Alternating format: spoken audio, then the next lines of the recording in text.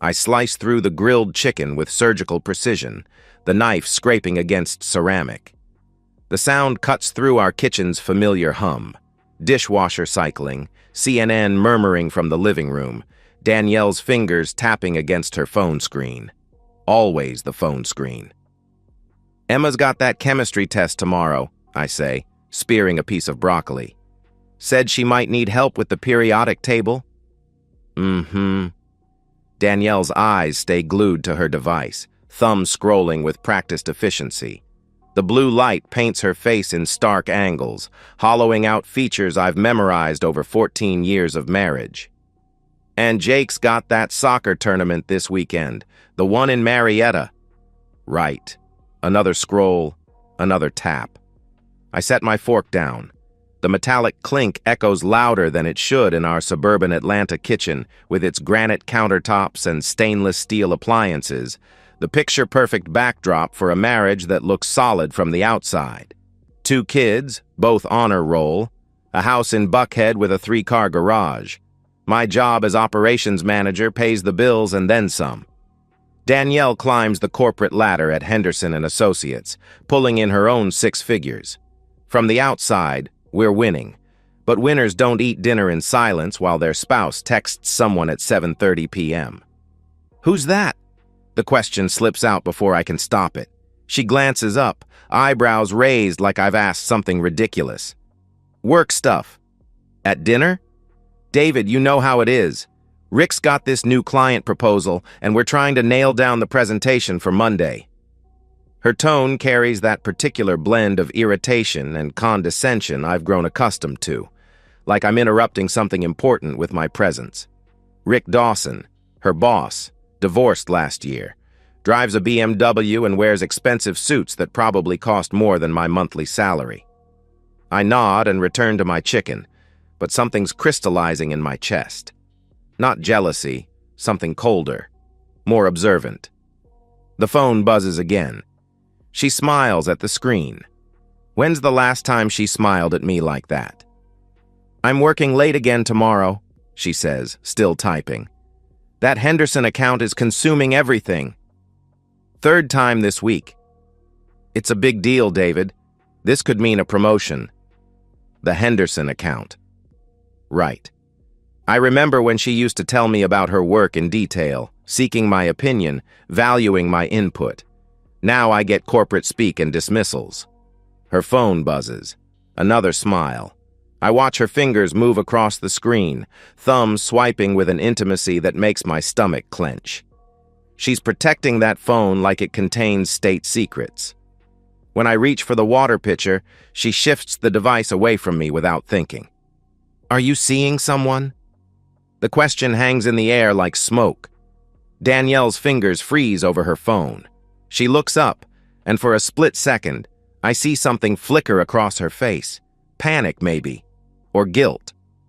Then she laughs. Not the nervous giggle of someone caught off guard. Not the sheepish chuckle of embarrassment. This is something else entirely. A sound that starts in her chest and rises through her throat, full of genuine amusement, like I've just told the world's most absurd joke. "Seriously?" She sets her phone face down on the table, finally, and leans back in her chair. "David, come on. Are you seeing someone? Really?" The laugh continues, shaking her shoulders. She's looking at me like I'm a child who just asked if Santa Claus is real. That sound breaks something in me. Not my heart. Something deeper. More structural. The foundation I've been standing on for 14 years cracks, and through the fissure, clarity floods in. She's not just cheating. She's mocking me for suspecting it. I don't respond. Don't defend myself. Don't ask follow-up questions. I just cut another piece of chicken and chew methodically while she wipes tears from her eyes. "God, you're paranoid," she says, still chuckling. "Maybe you should talk to someone about that." I swallow, set down my fork, stand up. I'm going to help Emma with chemistry. She's already reaching for her phone again. Tell her I said good luck. I climb the stairs to Emma's room, leaving my wife to her text messages and her amusement. But something fundamental has shifted. The husband who walked into that kitchen is gone. The man walking out has different priorities. I spend an hour with Emma, reviewing electron configurations and chemical bonds. She's sharp, gets the concepts quickly, takes after her mother in that regard, brilliant and focused when she wants to be. While we work through practice problems, my mind runs calculations of its own. After Emma goes to bed, I sit in my home office with a legal pad and our laptop. Danielle's in the living room, still on her phone, laughing occasionally at whatever Rick or whoever is sending her. I start with the phone records. Our Verizon account shows everything: numbers called, texts sent, data usage patterns. It takes me 40 minutes to download and parse 3 months of activity. There it is, a number labeled Kim Yoga in Danielle's contacts. Except Kim from Yoga moved to Denver 6 months ago. I reverse look up the number through one of those online directories. Rick Dawson. Clever. If I'd ever glanced at her phone, I would have seen her yoga friend's name and thought nothing of it. But the call logs tell a different story. 47 calls in the past month. Text messages sent at 11 p.m., 6 a.m. during lunch breaks, after I've gone to bed. I pull up our shared Google account. Location history shows Danielle's movements over the past 3 months, mapped in precise detail. According to her stories, she's been working late at the office, grabbing dinner with colleagues, attending client meetings across town. According to Google, she's been spending her Tuesday evenings at the Omni Hotel downtown. Her Saturday afternoon yoga sessions place her at Rick's apartment complex in Midtown. The supposed Henderson client dinners? Expensive restaurants where she and Rick apparently enjoy intimate conversations. I open our joint credit card statements. There's the hotel charges, the restaurant bills for 2, a charge at Victoria's Secret on a Tuesday afternoon, the same day she told me she was stuck in budget meetings until 8 p.m. By midnight, I have a complete picture: the timeline, the locations, the lies, laid out in spreadsheets and highlighted in yellow. I should feel devastated, betrayed, angry. Instead, I feel focused. Danielle's laugh echoes in my memory, but it no longer stings. It clarifies. She thinks I'm too stupid to figure this out, too weak to do anything about it even if I did. She's about to learn the difference between weakness and patience. I close the laptop and walk upstairs. Danielle's already in bed, phone plugged in on her nightstand, face buried in a pillow. She doesn't stir when I slip under the covers beside her. Tomorrow, I'll start gathering evidence. Real evidence. The kind that holds up in court and ruins careers and strips away the comfortable lies people tell themselves about who they are. But tonight, I lie in the dark next to my wife and plan her destruction with the same methodical precision I once used to plan our anniversary dinners. She wanted to laugh at me? Fine. Let's see who's laughing when this is over. I bring her coffee in bed on a Tuesday morning, exactly 2 weeks after the laugh. French press with cream, no sugar, the way she's preferred it since college. She accepts it with a mumbled thanks, already reaching for her phone to check messages from Kim Yoga. "Sleep well?" I ask, sitting on the edge of the bed. She glances up, suspicious. I've been different these past 2 weeks, attentive, romantic, present, bringing her flowers, suggesting date nights, asking about her day with genuine interest. It's unnerving her. "Fine," she says, then softens slightly. "Thanks for the coffee." I lean over and kiss her forehead. She smells like expensive shampoo and guilt. At her office, I send a bouquet of white roses with a handwritten note. "For my beautiful wife, 14 years and counting. Love always, David." I know Rick will see it. Know he'll ask questions. Know it'll make Danielle squirm. The paranoia is setting in. She started asking weird questions, whether I've been checking her phone, if I've talked to anyone from her work, why I'm suddenly being so romantic. Each query confirms what I already know. She's terrified of getting caught, but too arrogant to consider I might already know everything. On Thursday, I suggest we go out for dinner. Just the 2 of us. She agrees, probably thinking it's another gesture of renewed romance. We sit across from each other at Bacchanalia, The same restaurant where she and Rick had their intimate dinner 3 weeks ago. I order the wine, make conversation about the kids, ask about her work. She's distracted, phone buzzing in her purse every few minutes. "You keep checking your phone," I say, cutting into my steak. "Sorry, it's just work stuff." She sets the device face down on the table. "You know how Rick gets about those client proposals." "Rick seems demanding." Her fork pauses halfway to her mouth. "What do you mean?" "Just that he expects a lot from you. Late nights, weekend work, constant availability." I sip my wine, watching her face. "Must be hard on you." "It's part of the job." "Is it worth it?" She stares at me across the table, searching for hidden meaning. "What's that supposed to mean?" I shrug. "Just wondering if the sacrifice is worth the reward. All those hours away from home, from the kids, from us." The silence stretches between us like a taut wire. She fidgets with her napkin, glances at her phone, takes a long drink of wine. "David, is there something you want to ask me?" Perfect. She's going to crack. I lean back in my chair, smile gently. "Like what?" "I don't know. You've been acting strange lately. The flowers, the dinners, the questions about work. It's like you're..." She pauses, searching for the word. "Like I'm what?" "Like you're checking up on me." I let the silence stretch again. She's gripping her wine glass so tightly her knuckles are white. "Danielle," I say finally, "are you happy?" The question catches her off guard. She blinks, releases her grip on the glass. "What kind of question is that?" "A simple one. Are you happy? With us? With this life? With our marriage?" She opens her mouth, closes it, looks around the restaurant like she's seeking an escape route. "I think," she says carefully, "that we've been in a rut lately, both of us." "A rut?" "Yeah. You know, the same routines, the same conversations. Maybe we need to shake things up." I nod thoughtfully. "How would you suggest we do that?" This is it. The moment she's been building toward for weeks. I can see it in her eyes.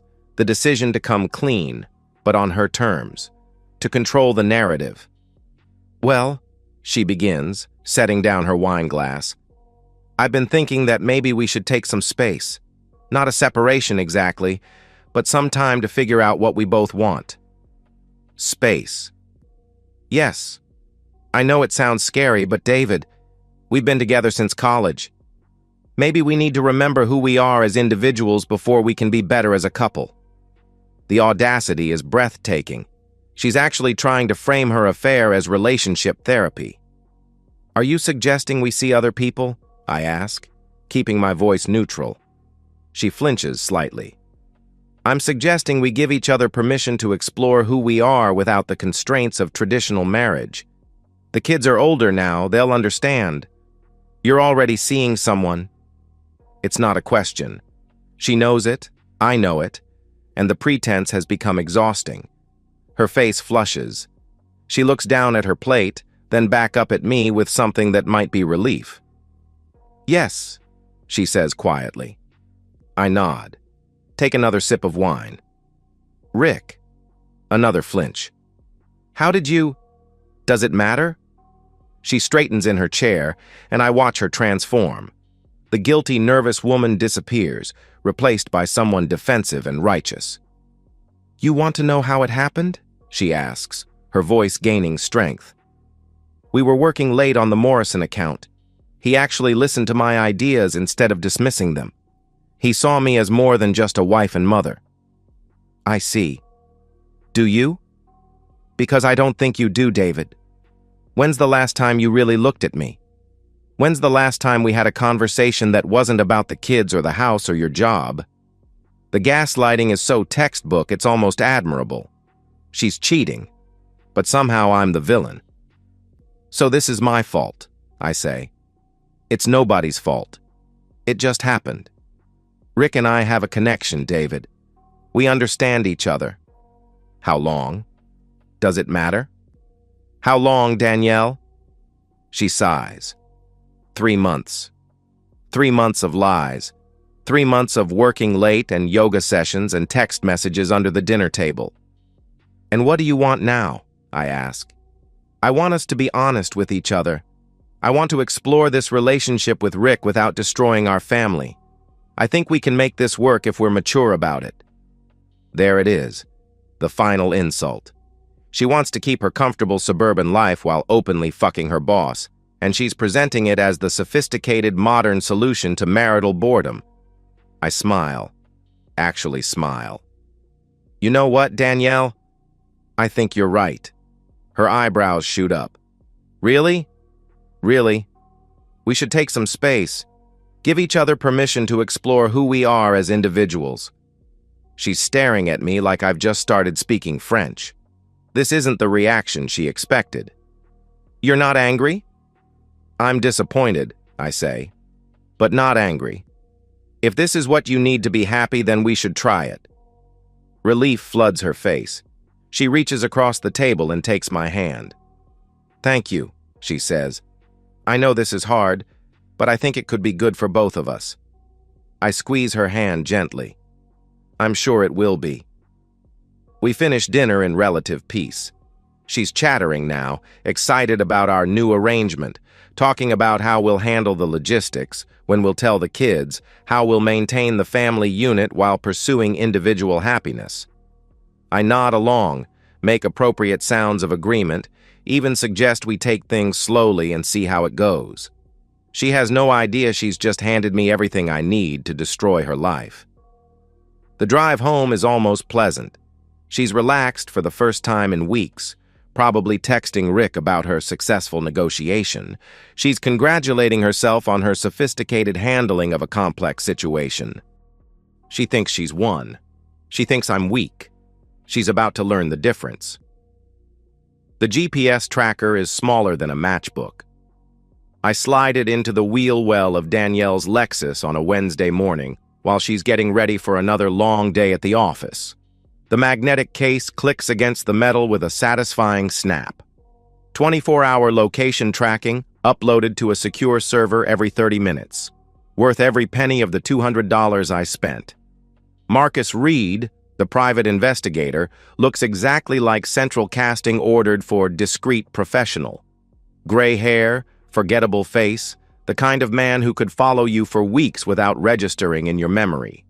His office smells like coffee and leather, diplomas on the wall proving credentials I've already verified online. I don't need pictures of them in bed, I tell him, sliding a retainer check across his desk. I need documentation of corporate policy violations, dates, times, locations, everything that proves this is a boss sleeping with his subordinate on company time. Marcus nods, making notes.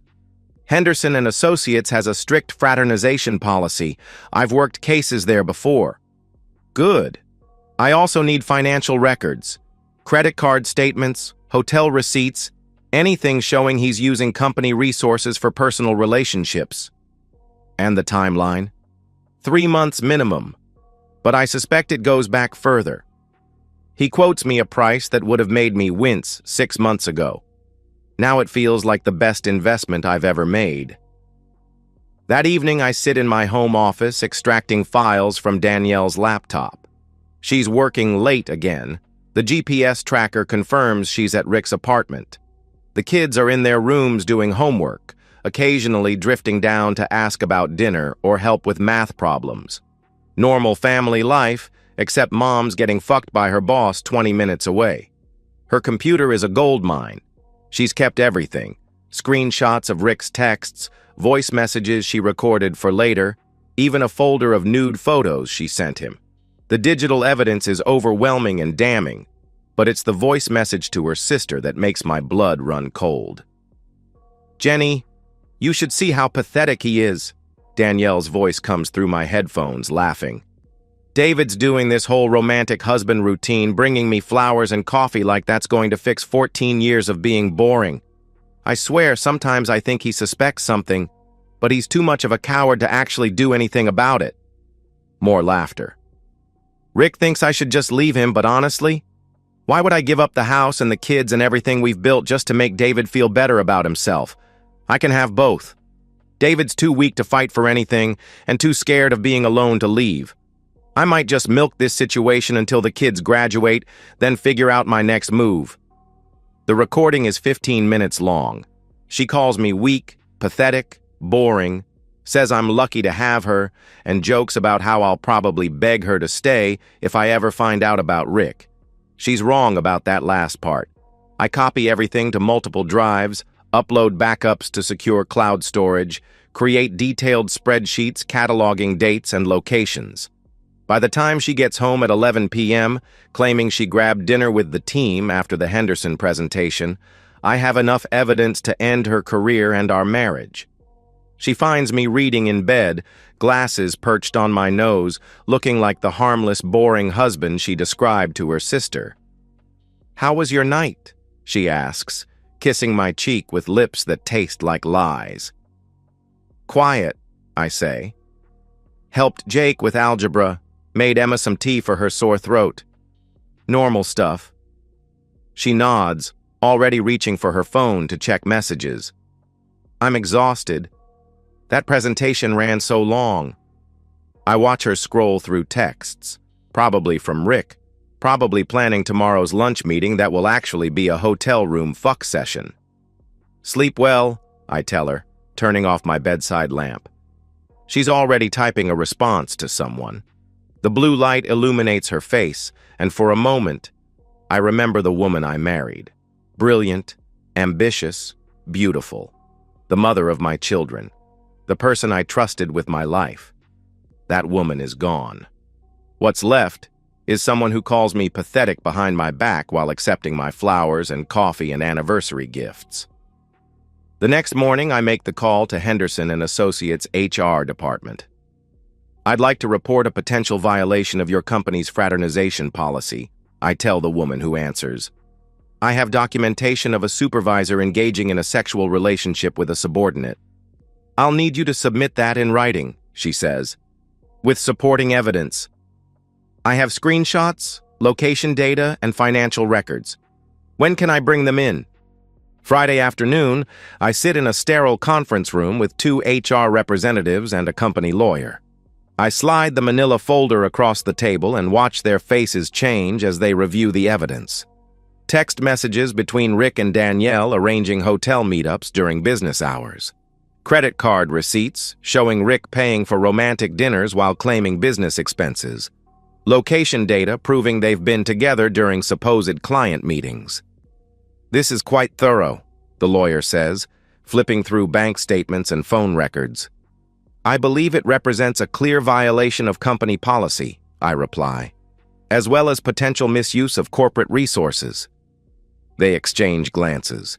Henderson and Associates can't afford a sexual harassment lawsuit or the publicity of a boss fucking his married subordinate on company time. "We'll need to investigate," the HR director says. "This may take several days." "I understand. I assume you'll be discreet during your investigation?" "Of course." I stand to leave, then pause. "Oh, one more thing. I've prepared a second folder for Danielle's husband, just in case he's interested in what his wife has been doing on her business trips." I smile and walk out, leaving them with the evidence and the implications. That weekend, Emma asks me directly, "Dad, are you and Mom getting divorced?"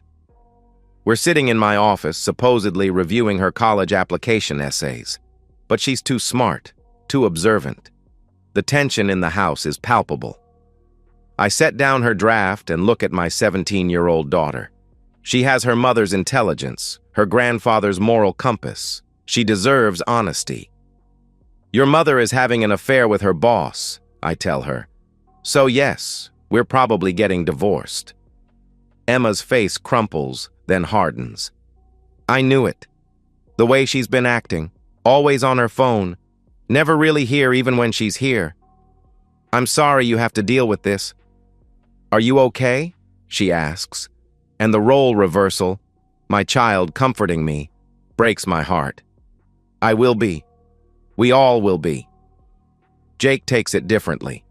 At 13, he's old enough to understand betrayal, but young enough to still idealize his mother.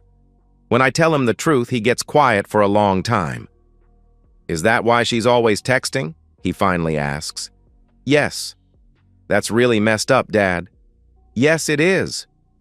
Their reactions, Emma's protective anger, Jake's quiet disappointment, remind me why precision matters. This isn't just about my wounded pride or Danielle's mockery.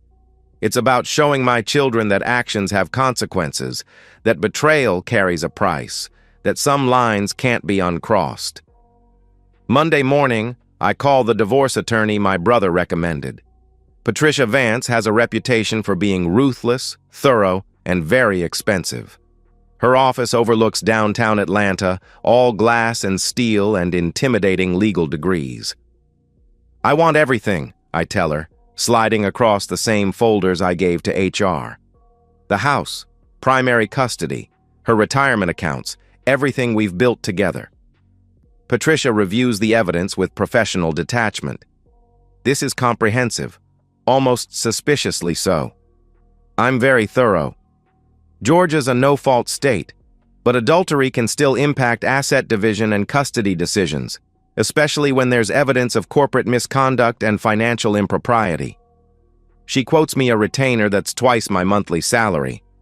I write the check without hesitation. "How long do you need to prepare?" I ask. 2 weeks for the initial filing, but I'd recommend we coordinate with her employer's investigation. If she's terminated for cause, it strengthens our position significantly. "She will be." Patricia raises an eyebrow. "You seem very confident." "I'm very thorough," I repeat. That evening, Danielle comes home early, looking shaken. She's been called into HR for what she assumes is a routine policy review. She has no idea they're building a case against her and Rick. "Everything okay?" I ask, handing her a glass of wine. "Just work stress," she says, but her hands are trembling slightly. "Sometimes I think Rick pushes us too hard, you know? All these late meetings and client dinners. The irony is exquisite. She's starting to realize that her affair might have professional consequences, but she still thinks I'm the naive husband who believes her lies about client dinners. "Maybe you should look for a different position," I suggest. "Somewhere with better work-life balance." She laughs bitterly. "Right.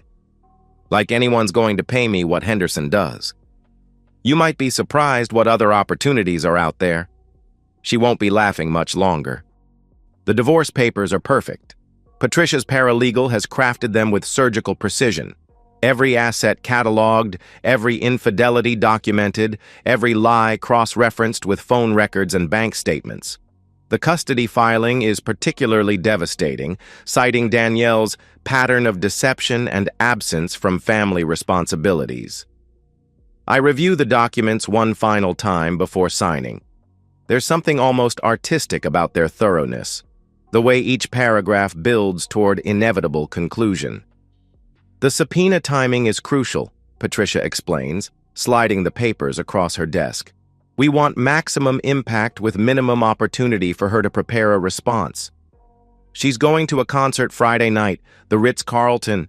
She thinks she's celebrating her upcoming promotion. Patricia's smile is predatory. Perfect. Public service in a hotel lobby. Very humiliating. I initial the last page and hand her the signed documents. What about the asset freeze? Effective immediately upon service. She'll wake up Saturday morning locked out of all joint accounts, credit cards canceled, her name removed from the house deed.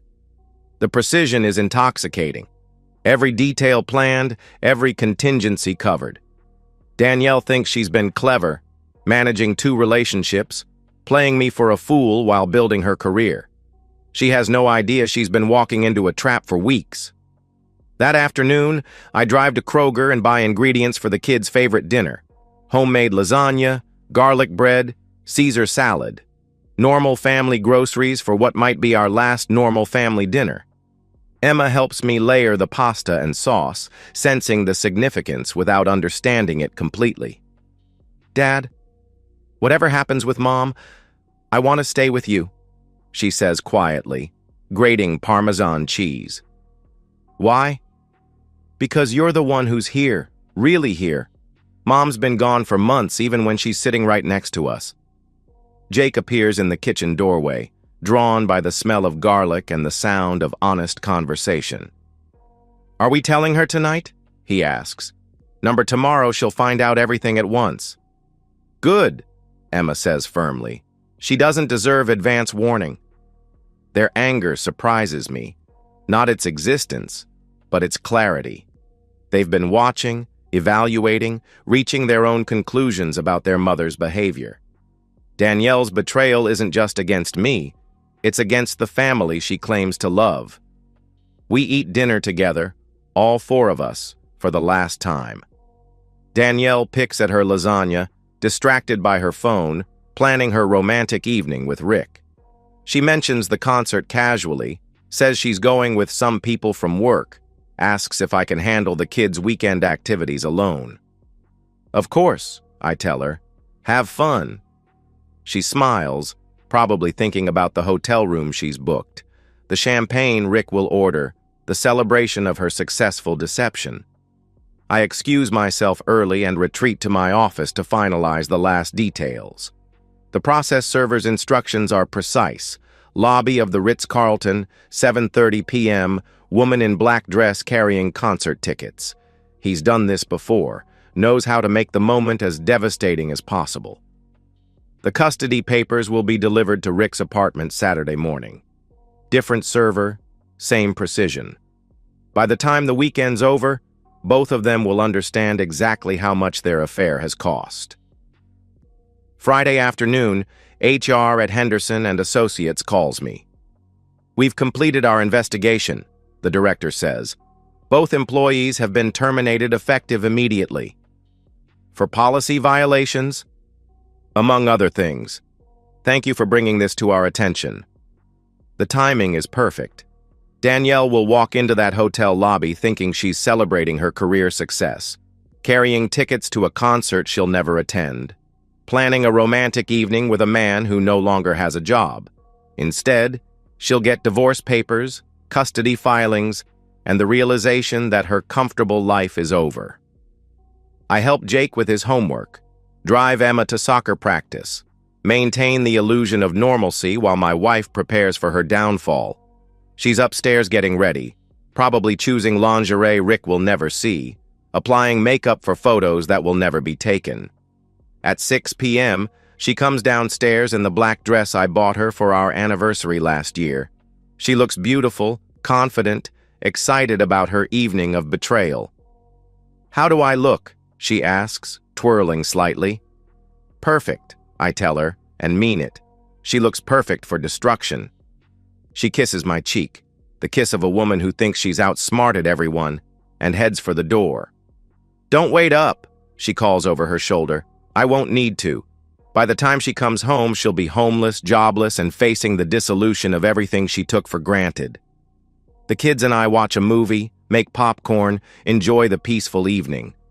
Around 8 p.m., my phone buzzes with a text from an unknown number. Package delivered. Target appeared to be in shock, refused to accept initially, then broke down in hotel lobby. Security was called, very dramatic. I delete the message and turn my attention back to the movie. Justice isn't always swift, but when it's thorough, it's beautiful. My phone starts ringing at 11:47 p.m. Danielle's name on the screen, call after call after call. I let it go to voicemail, but the ringing continues. Angry, desperate, increasingly frantic. Finally, I answer. David, what the hell is this?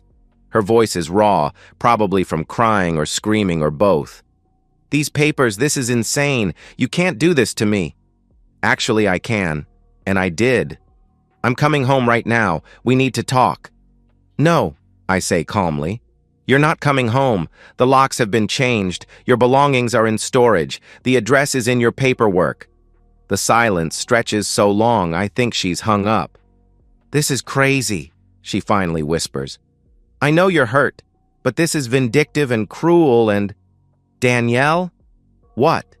You laughed at me. I hang up and turn off my phone. Saturday morning, the kids and I make pancakes. Emma's mixing batter while Jake sets the table, both of them moving with the careful precision of people trying to maintain normalcy during chaos. They know today everything changes. "Is Mom really not coming back?" Jake asks, pouring orange juice into glasses. "Not to live here," I tell him. "She'll want to see you both, but this won't be her home anymore." Emma looks up from the batter bowl. "Good. It stopped feeling like her home months ago anyway." Patricia calls at 10 a.m. with updates. She's hired David Chen.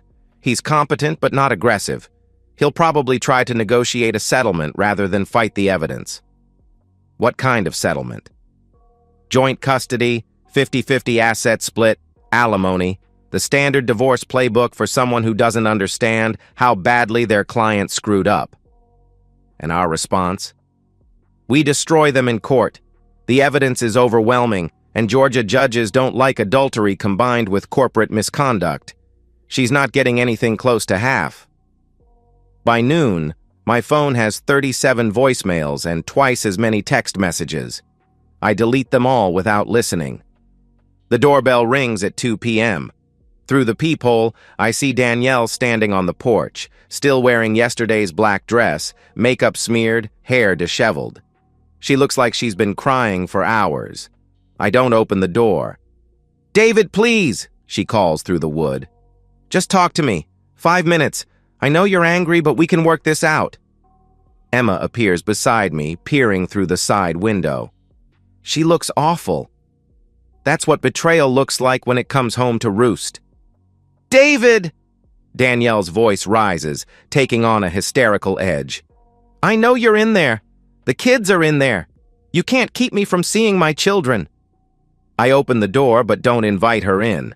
She's standing in direct sunlight, and the harsh illumination reveals everything: the exhaustion, the panic, the dawning realization that her world has collapsed. "You want to see the kids?" I ask. "Emma, Jake, come say hello to your mother." They appear in the doorway, both of them looking at Danielle with expressions I've never seen before. Not anger exactly, but disappointment so profound it's almost physical. "Mom," Emma says quietly, "Dad told us about Rick." Danielle's face crumples. "Sweetheart, it's complicated. Adults sometimes—" "You cheated on Dad," Jake interrupts. "For months, while pretending everything was fine. It's not that simple." "It is that simple," Emma says. "You lied to all of us, every day." Danielle looks between her children and me, searching for an ally, someone who might offer sympathy or support. She finds none. "David, we need to talk. Privately." "No, we don't. Our lawyers can handle everything from here." "This is insane." The hysteria breaks through completely now. "You're destroying our family over a mistake. People make mistakes, David. This doesn't have to end everything." "A mistake?" I step outside, closing the door behind me so the kids don't have to hear this. 3 months of lying, cheating, and mocking me to your sister. That's not a mistake, Danielle. That's a choice. A pattern of choices. She stares at me like I'm a stranger, which I suppose I am. The weak, boring husband she described to Jenny doesn't exist anymore. "You recorded my phone calls?" "I documented everything. Your affair, your lies, your plans to milk the situation until the kids graduated. Did you really think I was too stupid to figure it out? Too weak to do anything about it?" Her face goes white. She remembers that conversation with Jenny, remembers calling me pathetic and weak, remembers laughing about how I'd probably beg her to stay. "David, I never meant—" "Yes, you did. You meant every word, and now you get to live with the consequences. But Rick, they fired him too. His career is ruined." "Good." The finality in my voice seems to hit her like a physical blow. She staggers backward, gripping the porch railing for support. "This isn't you," she whispers. "The David I married wouldn't do this. The David you married died the night you laughed at him for asking if you were cheating. What's standing here is what you created. I turn to go back inside, then pause. Oh, and Danielle? The concert tickets were my idea. I wanted you to have something to remember last night by. I closed the door and engaged the deadbolt, leaving her alone on the porch with the wreckage of her choices. Monday morning brings more updates from Patricia. She's asking for mediation. Her lawyer thinks they can negotiate something reasonable. What did you tell them? That reasonable flew out the window when she committed adultery and corporate fraud. We're going to trial. The discovery phase is a bloodbath. Every text message, every hotel receipt, every lie documented in excruciating detail. Rick's termination for cause becomes public record. The company's investigation reveals thousands of dollars in fraudulent expense claims. Danielle's lawyer tries to argue that her personal life shouldn't impact custody decisions, but the evidence is overwhelming. A mother who lies to her children for months while pursuing an affair isn't exactly Parent of the Year material. The court date is set for 6 weeks out. In the meantime, she's staying in a studio apartment across town, working as a freelance consultant for a fraction of her Henderson salary. Her sister Jenny has stopped taking her calls. Her parents fly in from Phoenix, but their visit is strained and brief. She's learning what isolation feels like. The preliminary custody hearing is devastating. The judge reviews the evidence, not just the affair, but the pattern of deception, the late nights, the missed family events while she pursued her relationship with Rick. Mrs. Grayson, the judge says, looking over his glasses, you've essentially been absent from your children's lives for months while conducting this relationship. Why should the court consider joint custody when you've already demonstrated such disregard for your parental responsibilities? Her lawyer scrambles for explanations, but the evidence speaks for itself. She's granted supervised visitation pending the final hearing. That night, Emma finds me in my office reviewing financial statements. Dad, are you happy now? The question catches me off guard. What do you mean? With what happened to Mom? Are you happy she's suffering? I consider the question seriously. Am I happy? Satisfied? Vindicated? I'm not happy she's suffering, I tell my daughter. I'm relieved that the truth finally came out. I'm satisfied that actions had consequences. But happy? No, Emma. I'm not happy about any of this. Good, she says. Because for a while there, you were starting to scare me. Her honesty hits like a punch to the chest. She's right. Somewhere in the process of destroying Danielle's life, I've become someone my children barely recognize. Strategic, calculating, ruthless. I'm sorry, I tell her. This whole situation, it changed me in ways I didn't expect. Just don't stay changed, okay? We need our dad back. The final court date arrives on a gray Tuesday in November. Danielle sits across the courtroom looking hollow, diminished. 6 months of consequences have aged her years. Rick is nowhere to be seen. He moved to Charlotte after his termination, probably starting over with a new identity and new lies. The judge's ruling is comprehensive and brutal. I get the house, primary custody, most of our shared assets. Danielle gets supervised visitation, limited alimony, and her retirement account. The children can choose whether to spend weekends with her once they turn 16. She signs the papers with shaking hands, officially ending 14 years of marriage and cementing her status as the woman who threw away everything for a 3-month affair. Outside the courthouse, she approaches me one last time. Was it worth it? She asks. Destroying me like this? I didn't destroy you, Danielle. I just stopped protecting you from the consequences of your choices. She nods slowly, understanding finally settling in her eyes. I suppose I deserved this. Yes, I tell her. You did. Danielle moves into a friend's guest room in November, a 42-year-old woman sleeping on a twin bed surrounded by her belongings in garbage bags. Rick cut off all contact after the termination. Turns out corporate adultery loses its appeal when both parties are unemployed and facing lawsuits. Her appeals are denied in December. Every legal maneuver her lawyer attempts runs into the wall of evidence I compiled. Phone records, financial statements, witness testimony from colleagues who suspected the affair but said nothing. The truth is overwhelming and inescapable. The kids spend Christmas with me. Danielle gets them for 4 hours on Christmas Eve, supervised by a court-appointed monitor. Emma returns home angry. Jake returns quiet and sad. They both seem relieved when the visit ends. She cried the whole time, Emma tells me. Kept saying how sorry she was, how she never meant for any of this to happen. But she did mean for it to happen, Jake adds. She chose Rick over us every day for months. Their clarity amazes me. At 17 and 13, they understand consequences better than their mother ever did. I don't celebrate the divorce. Don't date. Don't even consider the apps my brother keeps suggesting. Instead, I rediscover routines I'd forgotten. Running in the morning, cooking dinner with Emma, helping Jake with homework without interruption from Danielle's constant texting. The house feels different, lighter. Like a weight I didn't realize I was carrying has been lifted. January brings a letter. Not an email or text, but actual stationery. Danielle's careful handwriting filling 2 pages. I read it once in my office, door closed, whiskey in hand. She calls it a letter of reflection, though it reads more like a closing argument.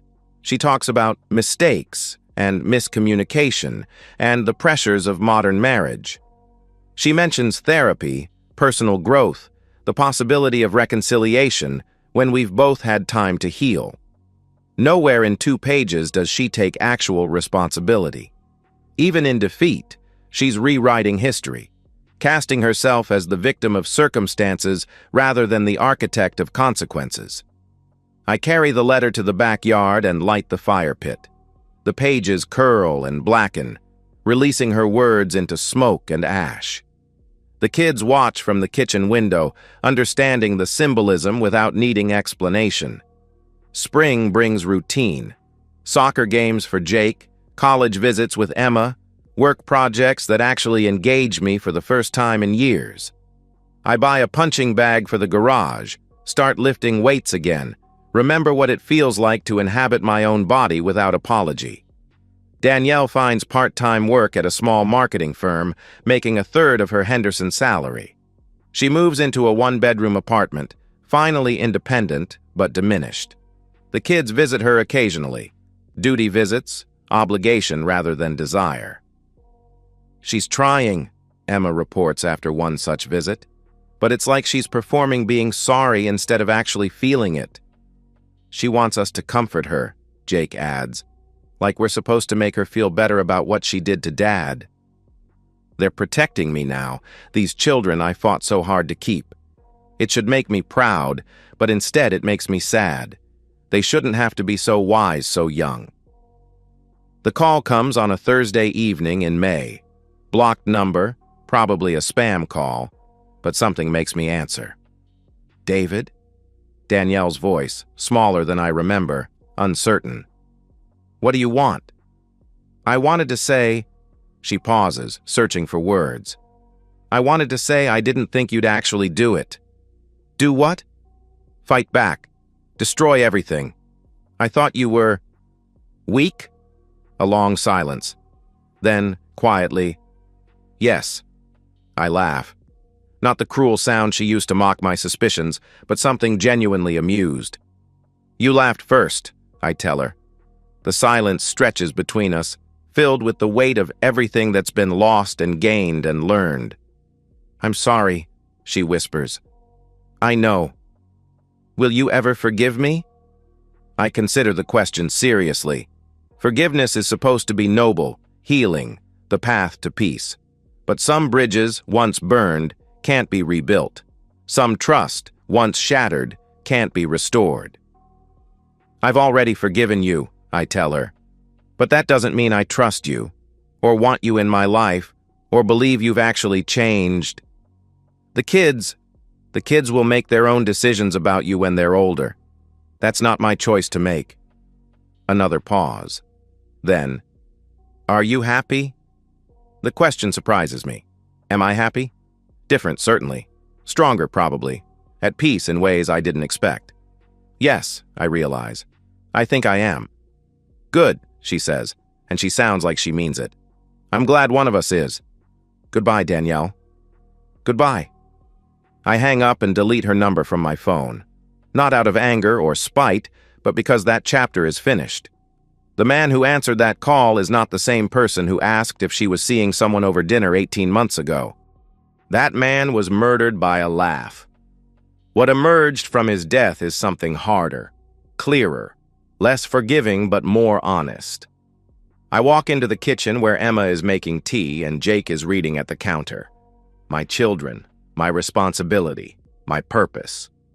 They look up as I enter, checking my expression for signs of distress or anger. They find neither. "Everything okay, Dad?" Emma asks. "Everything's perfect," I tell her, and for the first time in years, I mean it. Outside, the sun sets over our suburb, painting the sky in shades of gold and red. Inside, my family, what's left of it, what matters, settles into another peaceful evening. The silence is no longer empty. It's full of possibility. And that's the end of today's story. If you enjoyed it, please give this video a thumbs up and drop a comment below. Your support helps the algorithm push my content further. If you're new to the channel, don't forget to hit that subscribe button.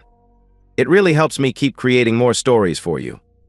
Thanks for watching, and I'll see you in the next one.